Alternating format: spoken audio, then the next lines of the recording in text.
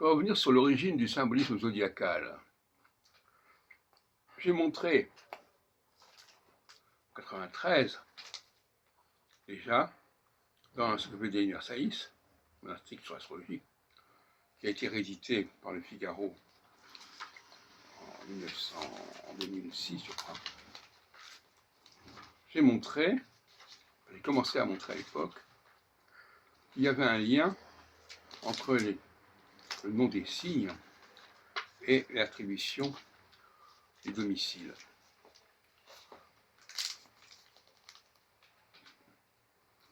Alors, je reviens notamment, je regarde sur deux documents que j'ai publiés en Espagne. En 2001, il y a eu une période espagnole, grâce à Patrice Guinard et à José Fernández Quintano, Homo Mathematicus, Congrès de Malaga, et la revue Beroso, les premières jornadas, Historia de... Voilà. Alors, je vous recommande de les prendre en connaissance. Tout ça est consacré à la tétrabible, le commentaire de la tétrabible, et également la Mathésis de Firmicus Maternus.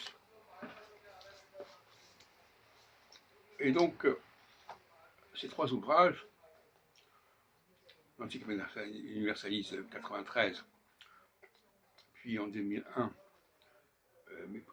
communication sur le Ptolémée à Barcelone et à Malaga,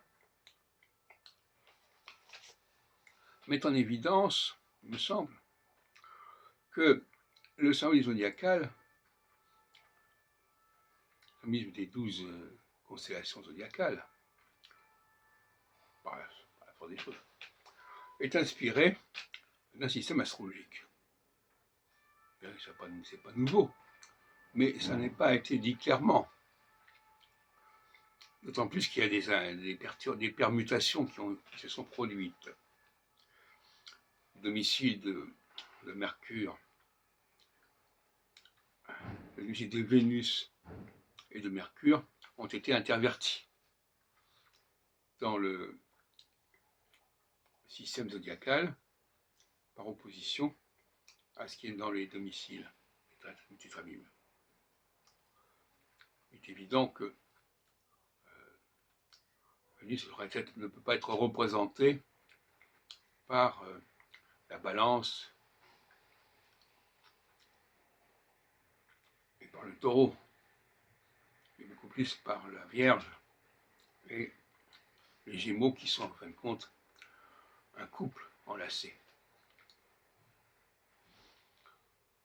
Alors, ça change pas mal de choses, puisque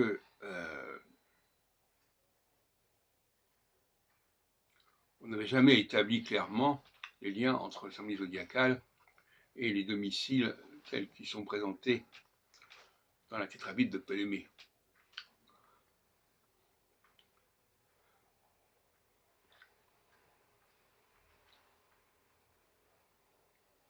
Alors, ce travail sur les domiciles, chez moi, il remonte à beaucoup plus en amont, puisque j'ai travaillé dans